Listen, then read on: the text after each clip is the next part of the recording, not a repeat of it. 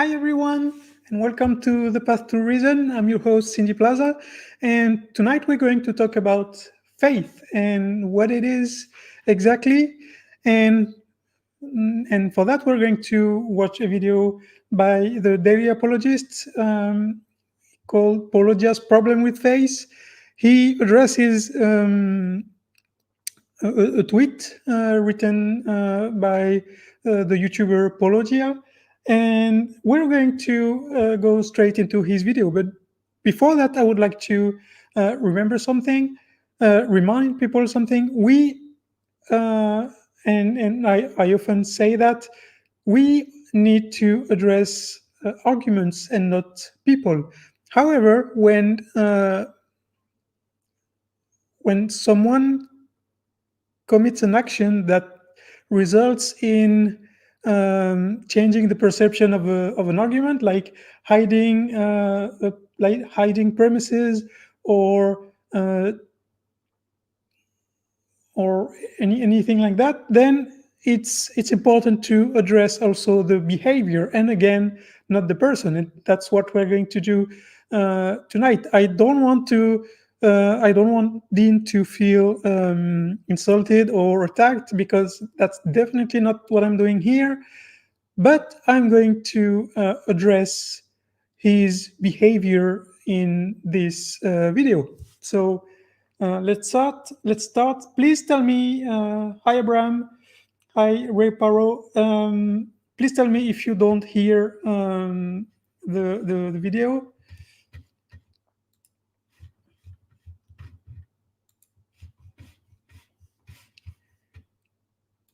Welcome to the Daily Apologist podcast. What's going on, everybody? I'm your host, Dean Meadows, and today I want to talk to you about faith.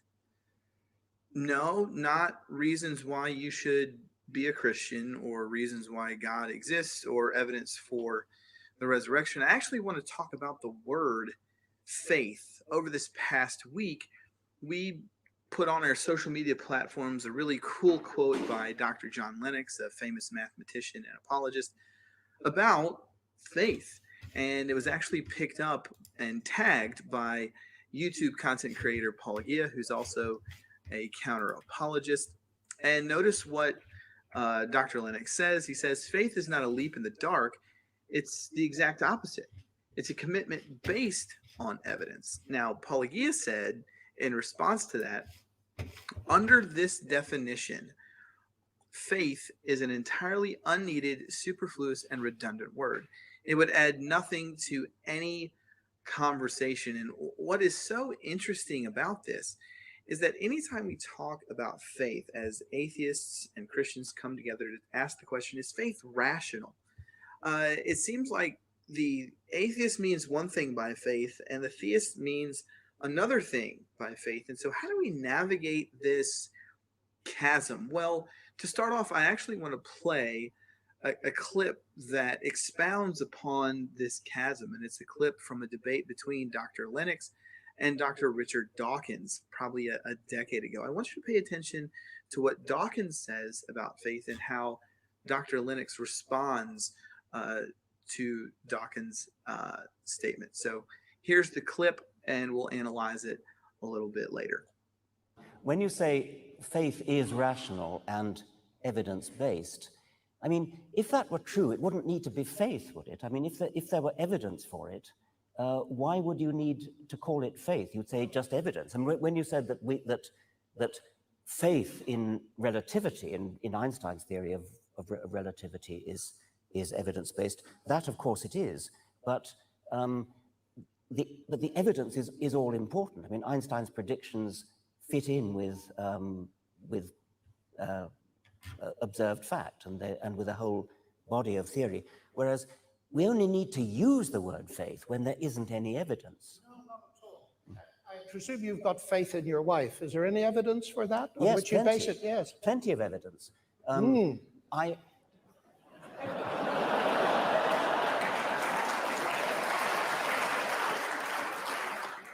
Let's generalize it. Never mind about my wife. Let's generalize it. It's the same with mine, Richard. It's the same with mine. Let's say that in general, how do we know that somebody loves us? Okay, Yes. you can. Now, notice in that clip, Dawkins says the only time that you can really use faith is when there is no evidence. And Paulogia's claim by implication is that to use faith in the same way that you use evidence is an equivocation. So, first of all, Dawkins doesn't say that faith cannot be used in the meaning of belief with evidence. He says that it's not used like that. I mean, very little people, in fact, the only people in the last 10 years I've met who use faith as belief with evidence are Christian apologists. They're the only ones. The other ones, whether it's Christians, Muslims, all religions, and non-religious people, they all mean faith in the sense of blind faith or leap of faith, or all those expressions that show that you need to believe into something, and that's your evidence. And notice Lennox's response. Lennox says, well, I presume that you have faith in your wife. Is there any evidence for that? And this is where the chasm between the atheist and the theist lies. It lies in the definition of faith. Yes, it does, and I would say it's not between theist and atheist. I would say it's between general population and theist apologists. The atheist is using one definition, and the theist is using a different definition. The theist believes that faith is this type of trust and confidence in somebody or something, namely on the basis of consistent action and the nature of that person or thing. So, in that situation, usually people use the word um, trust, and that's what we used to say. Do you trust this person? Do you? And nobody says, or very little people say, do you have faith in this person? Because if you say, do you have faith, it means a different thing than do you trust. And that's the reason why we have two words, because it's two different meanings, and why atheists tend to say that the word faith, when it's used as uh, belief with evidence, is superfluous, because in this case we already use trust. Whereas the theist is, or the atheist is saying, no, no, no. Faith is belief in something without any evidence at all to support a particular position or belief. So, how do we navigate this? How do we get to the bottom of what faith is and how faith is defined? Well, if we're talking from the Christian perspective, So that's the first problem here. Faith has been around for probably as long as humans have existed, and there is no valid reason why we should go through the Christian perspective and not the Muslim perspective, or the uh, Roman gods perspective, or the Greek perspective, and there's no valid reason.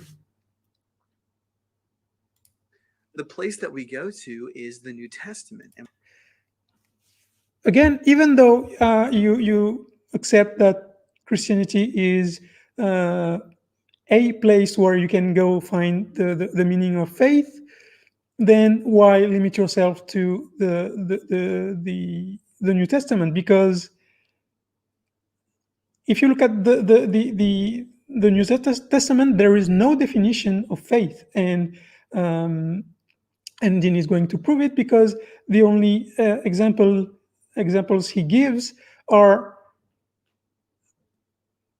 cases where the Greek word that we translated into faith is used, and that doesn't mean that this is the definition. However, there is a definition in the Old Testament, and I understand why Jean would want to go to the New Testament, because the Old Testament definition says that faith is the evidence of things unseen, and so the, the the Old Testament clearly says that faith is belief without evidence. And we look at the New Testament and we ask the question, all right, how does the New Testament define faith? Now, this So again, pay attention, because he won't use any definition. He will just use as evidence cases where the word is used. And that doesn't mean it defines the word. It's just mean this word is used in that context. this is a very important point, because some atheists that I have interacted with would say, well, the modern definition of faith, or if we pull a modern dictionary out and we look at the definition of faith and how it's used today, well, that's not the way in which we define how Christians should apply, or how Christians do use the word faith. And that's a small slip here, where you see that Dean here is not entirely forthcoming, because he's saying, no, that's not how it is used, but just after he said they should use it. So he knows that people, even Christians, use the word faith as blind faith, but he doesn't want us to acknowledge that, and he doesn't. He just says, he corrects himself here, and he says, no, it's not how they use it. We want to go to the source documents that influence Christian thought, that dictate the way Christians act and the way that Christians speak. So that should seem like a reasonable action. If you want to understand how Christian thinks, you should go to the source material that influences their lives. Except that in reality, very few Christians apply the Bible textually, or literally.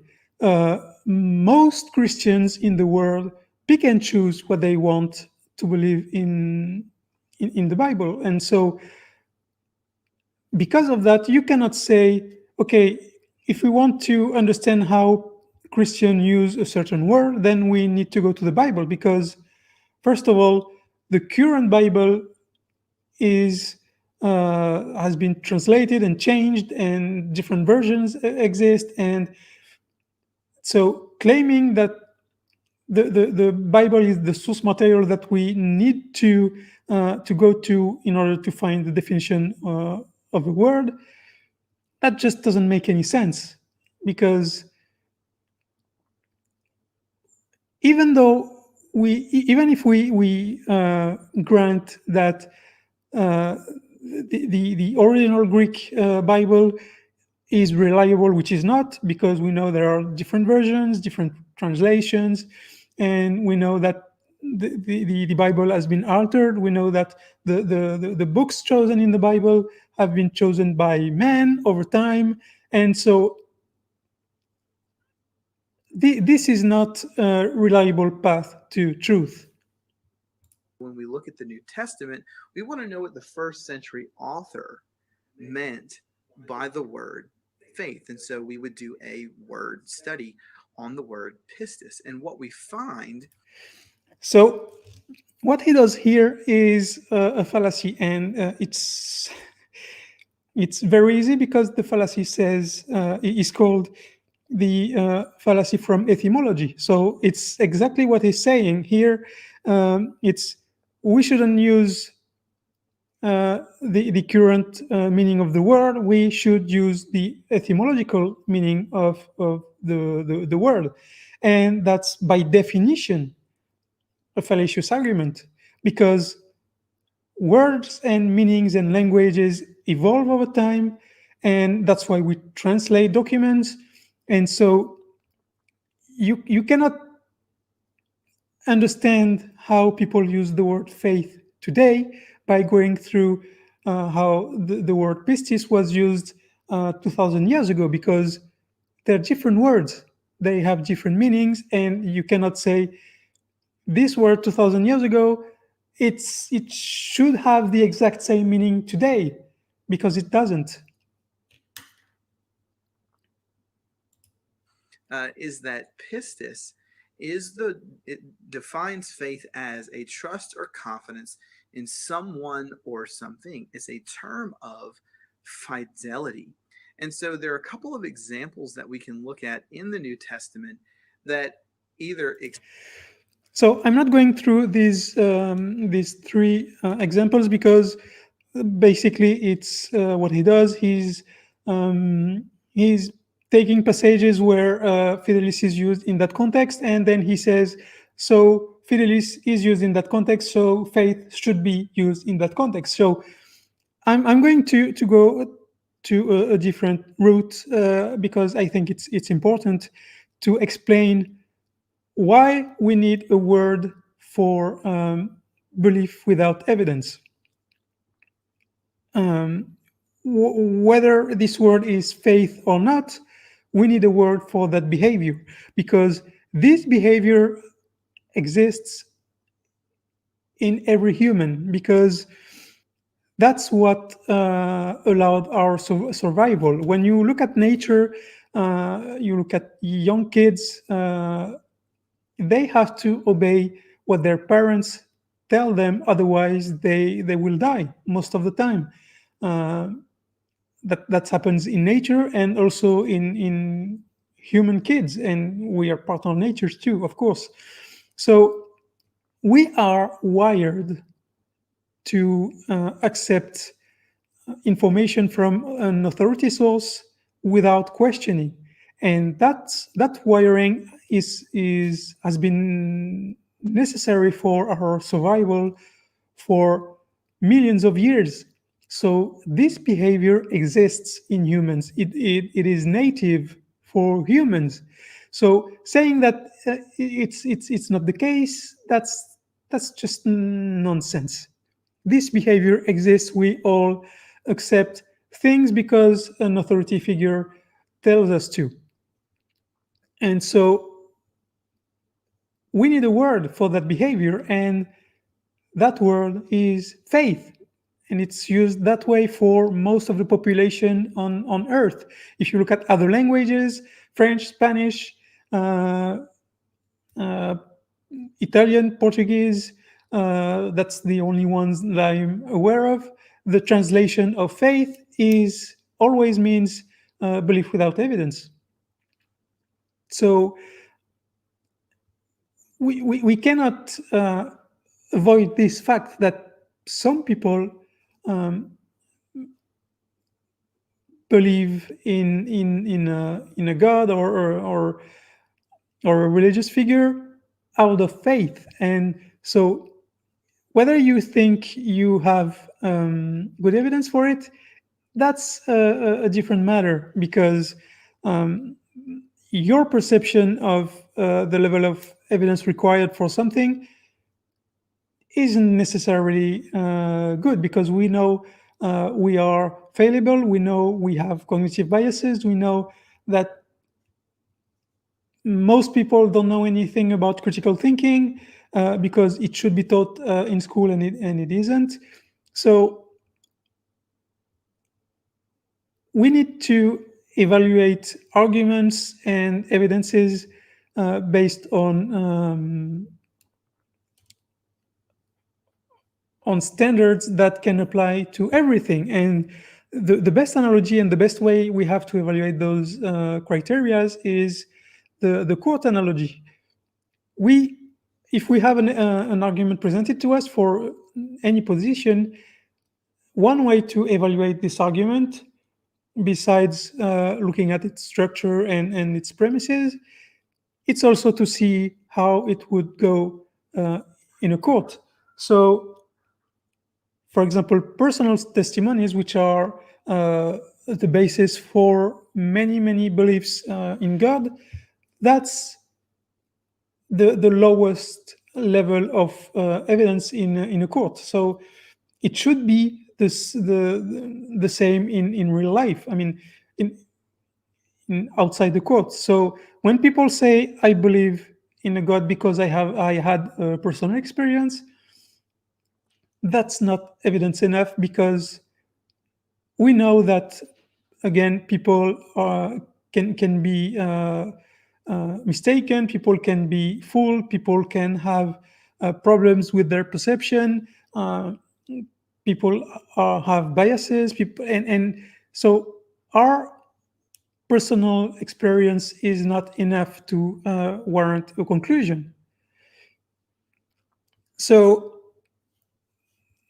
I also wanted to talk about fideism, because that's a thing, and it's a current of thought that has existed for about 18th century, 18 centuries, and it basically it says that faith, as blind faith, is a path to truth, and is distinct, or even in some cases opposed to reason. So for centuries we've had people who and Pascal, Blaise Pascal, the guy behind Pascal's wager, most likely believed in this current of thought. So for centuries we've had people believing on blind faith. So I really don't understand how we can deny this reality today and say no, people, and especially Christians, don't believe on blind faith because the Bible use a certain word in the Greek translation. That's just a very bad argument. And so I think we need to accept, and when I say we, I mean theist apologies, they need to accept that many people believe in their religion figure, in their God, on blind faith. And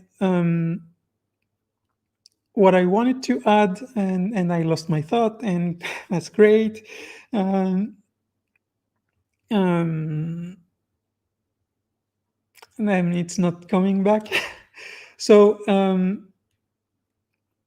yes, denying that people use that word today, I understand that when you're an apologist, you don't want to appear that your position is not based on arguments, and I understand that, and I understand that you need to repeat the talking points of the religion, to say no, our religion is based on evidence, we have evidence, and if we put aside the evaluation of this evidence, that's not true for most theists. Most theists believe because they've been told to believe in God when they were children, and they built their entire world around that belief. And because of that, it's extremely hard to remove that belief, because people have a feeling that this belief is central to their identity when it's not true. I mean, when people, when Christian or Muslims lose their faith, they still are the same persons, and we need to stress on that aspect, because I've already made an episode about this, but you are not your idea, you are not your beliefs, you are distinct from your beliefs, because beliefs can change and ideas can change, and we know that we sometimes have ideas that are wrong, and we can address that. And who has never thought, oh no, what did I just say? No, that was stupid. So if we can say that something we said or something we thought was stupid, then someone else should be able to. also. And if we can say that I had a stupid idea, but that doesn't mean I'm stupid. I can believe in something, but that doesn't mean I am this belief. So we need to teach this concept that we are not our ideas, we are not our beliefs, because we can change our minds. We can change minds on religion. We can change our mind on political ideas. We can change our minds on on on anything. We need only education for that, and civil discourse and everything around this. So we need to accept that we all believe things without evidence. I do also, but we also need to be aware of that and have and make sure those positions we hold are tentative, because if we are shown that we're wrong and that those positions are wrong and that the person, the authority that told us this was wrong, then we need to change our position. That's not a sign of weakness, it's a sign of uh, intelligence, I would say, or at least critical thinking, and and the sign that you want uh, truth more than just comforting lies. So that's why I wanted to make this episode about faith, because it's important to understand that it's a human trait to believe in something without evidence. It's it's natural. It's a heuristic we got because it was important to our survival, and we need to recognize that, because we are humans, we are fallible, and if we want to make less mistakes, we need to address those we do. And I will conclude on that. And thank you all for watching, and see you next time.